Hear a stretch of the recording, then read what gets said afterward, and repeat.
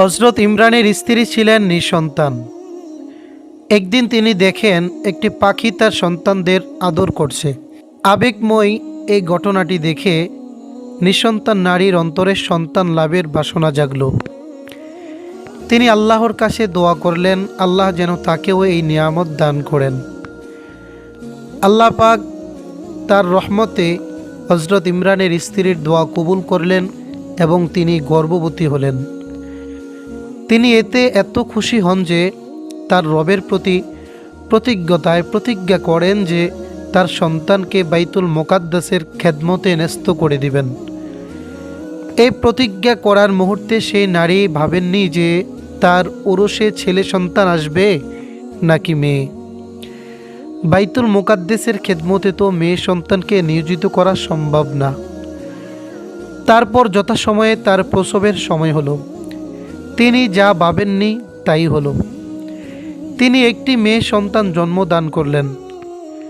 এই কন্যা ছিলেন বাহ্যিক ও আধ্যাত্মিক উভয় সৌন্দর্যে অন্যান্য। সেও ছিল তার রবের অনুগত্য একজন বান্দী। তারপরে মেয়েকে আল্লাহ তাআলার সন্তুষ্ট চিত্তে কবুল করেন। তার জন্মের কিছু সময় পর তার ঘরে প্রবেশ করলেই দেখা যেত নানান মৌসুমের বাহারি ফলফলাদি। তার ওরসে জন্ম নেয় পৃথিবীর সবচেয়ে বিখ্যাত মানুষের একজন। তিনি মেরি বা মারিয়াম সালামুন আলাইহা। এই কুমারী মারিয়াম ইচ্ছে করলেই যার কাছে আল্লাহর রিজিক এসে হাজির হতো। সুবহানাল্লাহ। আল্লাহর ইচ্ছায় তিনি গর্ভধারণ করলে তাকে নিয়ে সমাজে নানা কথা উঠল। এত কথার মুখে পড়ে তিনি লোকালয় থেকে দূরে এক জায়গায় আশ্রয় নিলেন। সেখানে তার কাছে খাবার নেই, মাথা গোজার ঠাঁই নেই, অথচ তিনি সন্তান সম্ভাবা। অতঃপর মারিয়ামের বেদনা উঠল। জিব্রাইল আলাইহিস সালাম তাকে সান্ত্বনা দিলেন এবং বললেন পাশের খেজুর গাছে কাণ্ডে নাড়া দিতে, এতে গাছটি তার জন্য পাকা খেজুর দান করবে। এত কষ্টের মুহূর্তেও আল্লাহ কি চাইলেই আগের মতো তার জন্য আলোকিতভাবে পূর্বের নেই রিজিকের ব্যবস্থা করতে পারতেন না? তিনি তো পারতেন তার রূহ জিব্রাইলকে দিয়েও খাবার পাঠিয়ে দিতেন। কিন্তু তিনি আদেশ করলেন অন্যতম শক্ত একটি গাছের কাণ্ড ধরে নাড়া দিতে, সেই সময়ে যখন মারিয়াম তার জীবনের অন্যতম দুর্বল অবস্থায় আছে। এখন পর্যন্ত শুনে কার মনে কি এসেছে জানি না। মনে হতে পারে আল্লাহ তাআলা হয়তো বান্দার জন্য কষ্ট চান, সহজ চান না।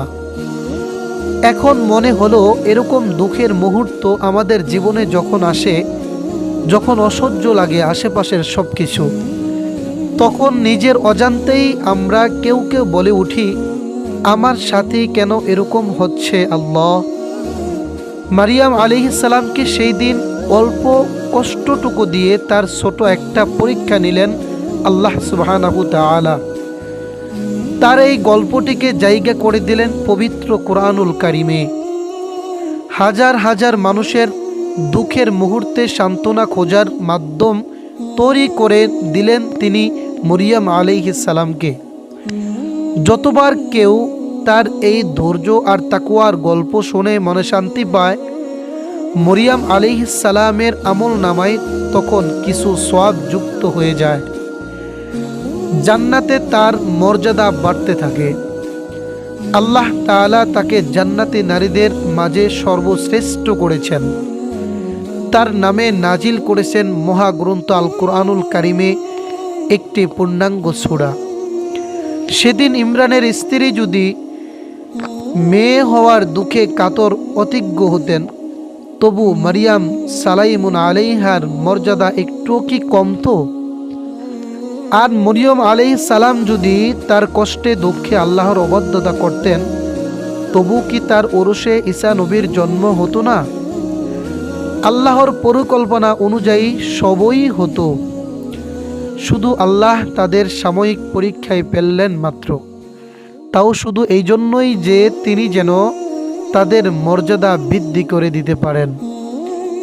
সেই দুনিয়ায় শুরু আছে কিন্তু শেষ নেই। আমাদের জীবনের সুখের মুহূর্তগুলোর কোনো মূল্য নেই যদি দুঃখগুলো না থাকে। দুঃখ কষ্টের মুহূর্তগুলোতে হতাশ হয়ে আমরা শয়তানকেই সাহায্য করি। অথচ কোরআনকে আল্লাহ তাআলা বান্দার জন্য পথ প্রদর্শনকারী বানিয়েছেন, অন্তরের শিফা বানিয়েছেন। আমরা আল্লাহর থেকে মুখ ফিরিয়ে তারই অবাধ্যতা করে কিভাবে শান্তি কামনা করি? আমরা কি নিজেদের প্রশ্ন করি আমাদের আমলগুলো ঠিকঠাক করা হচ্ছে কিনা, দৃষ্টি হেফাজত হচ্ছে কিনা, কানের হেফাজত হচ্ছে কিনা, অন্তরের গুনাহগুলো দূর করার জন্য আমরা কি করছি? আল গফুর আমাদের ক্ষমা করে দিন, আস সবুর আমাদের ধৈর্য ধরার তৌফিক দান করেন। আমিন ইয়া আল্লাহ।